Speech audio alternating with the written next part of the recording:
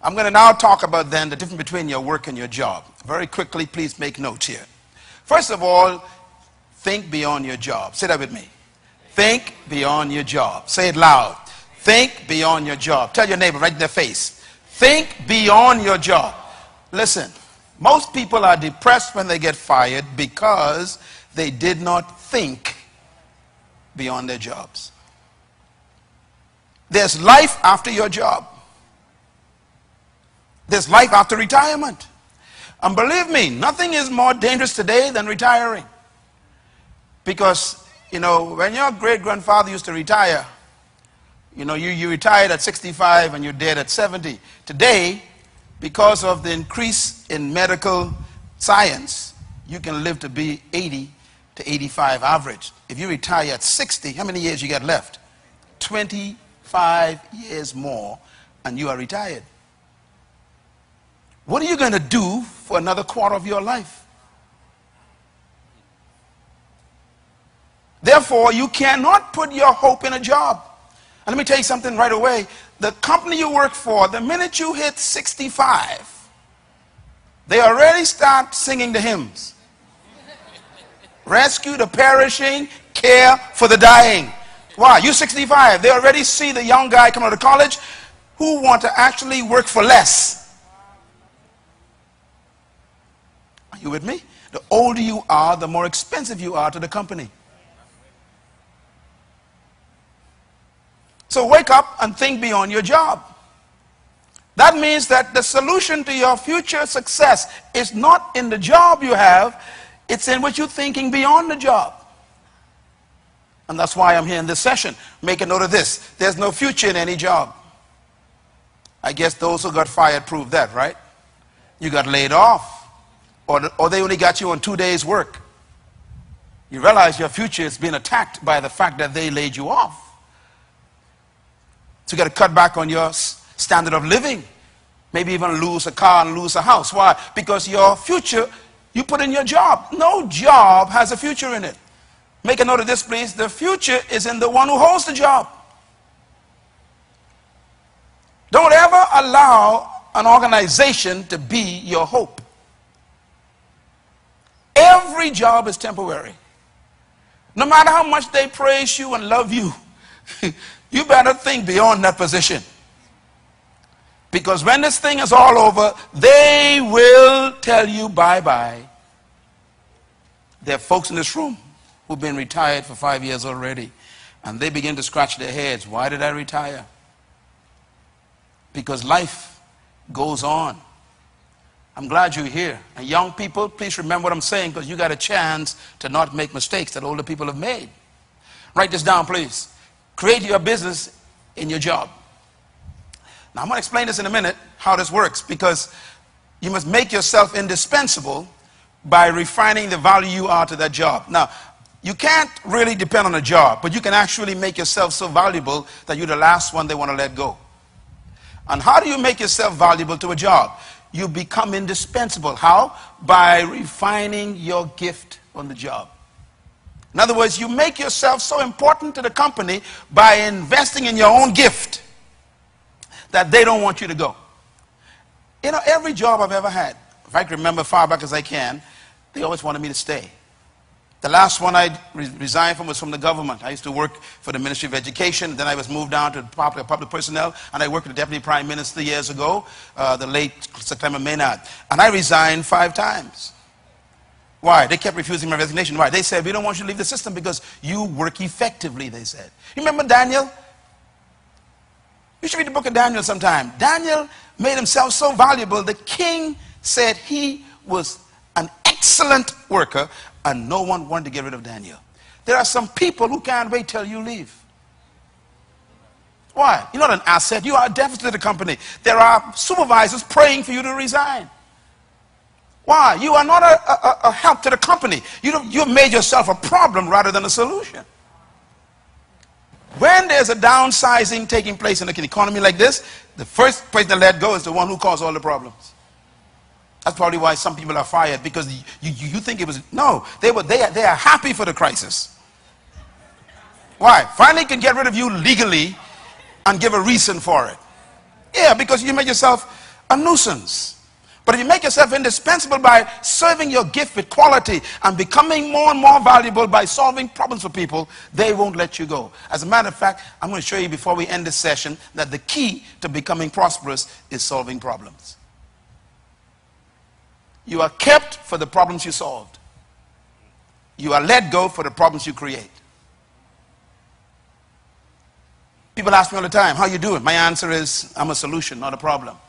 And I mean that. I said to myself all the time, I solve problems. That's why I'm valuable. I'm valuable because I'm solving your problems tonight. If you want to become the same way, you got to be able to find problems that you can solve and then solve them. Don't look for a job, look for a problem. People looking for money. Don't look for money. Look for a problem. You solve problems, you get paid. So that's different between your job and your work. Let me give you the differences real quick.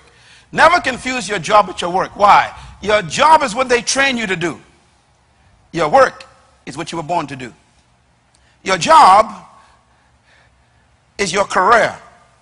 Your work is your life assignment. Your job is your skill. Your work is your gift.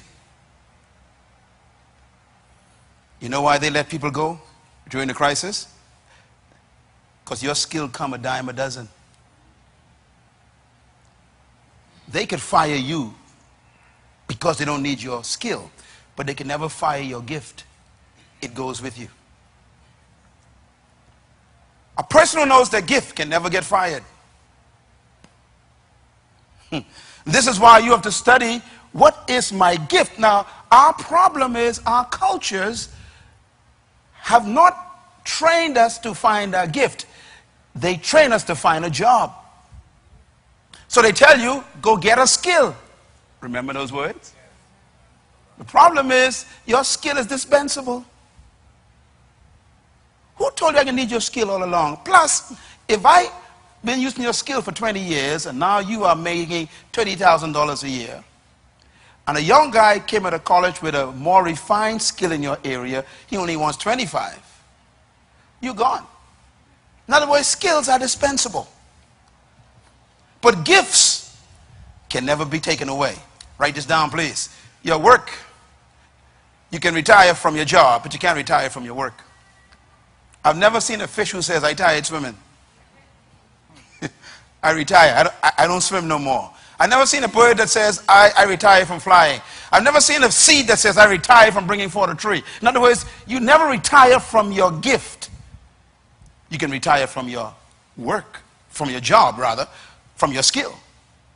And many people in this room are actually suffering right now because they retired from their skill. You was a secretary, no one wants you anymore. You're a skillful secretary, but they don't want secretaries. So your skill has become your curse. 20 years of experience as a secretary. I mean, you know everything about clerical stuff. The people don't want your skill. So you better find something else, which is your gift. Make a note of this, please. Jobs prepare you for your work. Say it loud. Jobs prepare you for your work. While you are on a job, learn as much as you can, because my justification for a job is simple. Jobs are opportunities where you are paid to learn. Can I say it again? Jobs are gifts that God gave you to be paid to learn. Don't always try to get a job you really want. Get the one that's available. And don't always think you want a job that will only suit what you really like to do. Get a job that's available. Why? Let them pay you to learn some new skills, some new experiences, to meet some new people. How many people have helped me who I used to work with years ago, and that relationship still lasts, and now they are managers of a bank, and we used to work in a warehouse together. So now that relationship has actually opened doors for me to get a loan because I worked at that warehouse. My friend is the manager. See, sometimes your job is not to give you money, it's to give you relationships. So don't always go for a job because of money. Most folks don't have a job today because they're looking for the right money. It ain't money that brings the job importance. What makes the job important is that you can get paid to learn something and to also learn people. Is this clear? All right.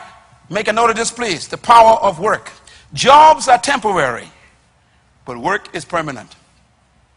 You know, the work of a fish is swimming. Swimming in a certain part of the pool is his job. If you took the fish out of the pool and put him in a pond, have you taken away his ability to swim? His gift went with him, even though you fired him from the pool. See, when they get rid of you, carry your gift with you. Wherever you land, keep on swimming. Because it wasn't the skill that they took away from you. It was the location for you to be in your gift. No matter where I am for the rest of my life, I can never be poor again because I've discovered my gift. I will not allow my country or my culture to determine my value anymore in my life. No one will ever determine how much I'm worth anymore. And you got to get to the point where you are free from the spirit of jobs and you ignite the spirit of work and use every job to refine your work. Make a note of this, please. You can never retire from your job, from your work rather, but you can retire from your job. Retirement is not in the Bible. It's a capitalist concept. Retirement is not even biblical. You are never supposed to retire. You're supposed to simply finish your work and leave. I have finished my course. Paul never retired. Christ said it is finished. He didn't retire. You leave after you finish something. Some of the most miserable people in the world are retired people. Do you know why? You were never created to stop working. What is work? Becoming. If you stop becoming, you stop existing. No wonder why you're so paranoid and hate everybody. Because you ain't being yourself lately. People who live long are those who have found something that they love to do all their lives. If you can't wait to get rid of your job, it's because it's not your work. Number 4, your work protects you from your job. Write that down. If you learn your work, you're not afraid if they take away your job. When they threaten to fire you, you should say, it's okay. Why? You can take away my job, but you can't take away my work. You can take away my skill, but you can't take away my gift. You can take away the activity, you can't take away the ability. Your gift is more important than your skill.